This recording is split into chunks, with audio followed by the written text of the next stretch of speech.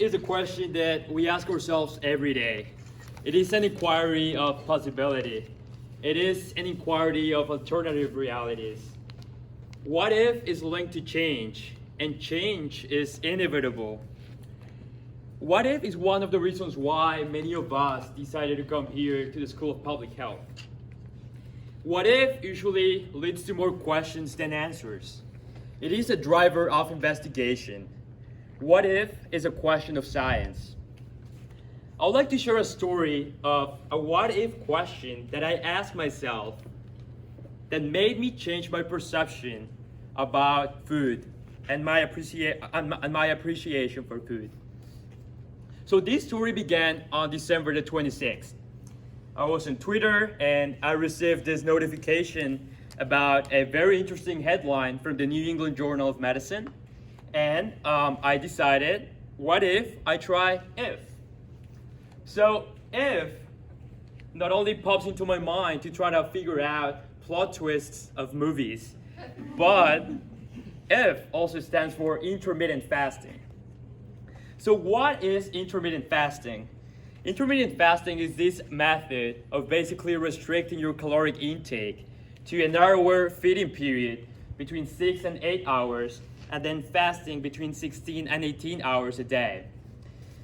The New England Journal of Medicine article said, was arguing and compiling evidence that doing intermittent fasting was beneficial because it would increase glucose regulation, it would increase stress resistance, it was proven to have better cellular response to stress, increased neuroplasticity, decreased inflammation, and all these was translated into a decreased risk of obesity, of diabetes mellitus, of cardiovascular disease, of even cancer, and even increased lifespan. So after reading this article, I had mixed feelings and thoughts. You know, my emotional mind was like, this is crazy. Like, why would someone stop eating? Right? And you know, like, I'm like always hungry with an A. Right? And in Colombia, in Spanish, we have this saying that says that a full belly it makes a heart happy, right?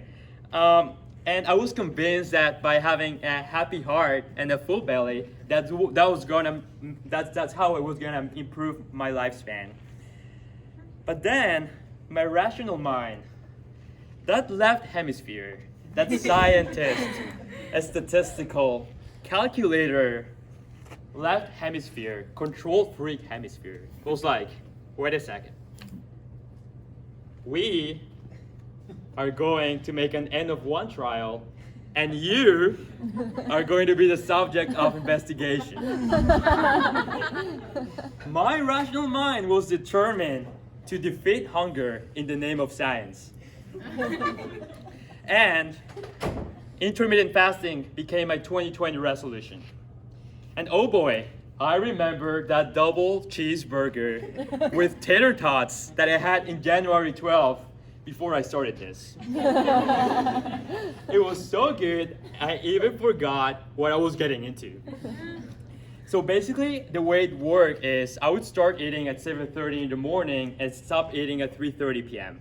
So I would basically have dinner at 3:30 p.m. and eat the day after. So results after week number 1 is, did I feel hungry? Hell yes. Was I living longer? Probably not. So what did I learn, or what I was actually learning of intermittent fasting? And that's what I'm gonna share with you all. 3 learning points about intermittent fasting. Thank you. So learning point number 1 is, life is here and now. So I've always had trouble, and I've always struggled with time. I wish the day had some extra hours. And sometimes I feel like time literally flies, and I'm this pilot who turned on the autopilot mode. And you know, despite I try to track time with calendars, daily planners, timers, I found that present time can be non-existent sometimes, and only future matters. And actually, before doing intermittent fasting, I just found embedded in this time labyrinth. So intermittent fasting helped me just organize my time better. So before I actually started eating, doing intermittent fasting, I took eating for granted. Eating is something that we always do all the time. We always eat at the same time. But, when I started doing intermittent fasting and having to have dinner at crazy cafeteria at 3:30 p.m. every day, that became a hard stop. And that was a hard stop on this automatic routine that I had. And, having dinner at crazy cafeteria at 3:30 is kind of weird, right? Because, everyone's studying, the cafeteria is closing, nobody's eating, you're like the only one eating there. But that gave me a different perspective. That hard stop was a break into this absorptive routine that I've had. And it actually made me realize that life is here and now. And life is happening at this very moment. So, lesson number 2. Food is a privilege. I just not only took eating for granted, but also food for granted. And I think I never thought about the value of food in my daily life. I just don't have enough words to express how delicious a 50 cents overnight oats taste like after you are fasting for 18 hours. It is just delicious. Just a 50 cents oatmeal. And even though I have oatmeal every morning, it still tastes like glory. And I started felt more grateful for food. I was happy of having regular oatmeal. And embedded in this thrill, I also became more conscious of a tragic reality. According to the Food and Agriculture Organization of the United Nations, 4 out of 10 people in the world are exposed to some degree of food insecurity. And without having to go very far, food insecurity also happens at HSPH. Unfortunately, food is not a right, but food is a privilege. And how lucky was I of being healthy? How lucky was I of having always had food that I was forcing myself into fasting for science purposes, knowing that so many people in the world have to go fasting because they don't have access to food. So after I started fasting, I just became more conscious of this, and I've tried to reduce the amount of personal food waste to a minimum. And I encourage you all to do the same thing. Lesson number 3. Science is full of humanity. And by saying that science is full of humanity, what I mean is that research and science is much more than the objective findings, the results and the conclusions of research and science themselves. Just as Coldplay said in the lyrics, questions of science, science and progress do not speak as loud as my heart does. And it's true, science is made by people and is for people. And science is really more of the risk estimation of the odds ratios. It's much more than confidence intervals. But science is really about passion. It's about feelings, about love.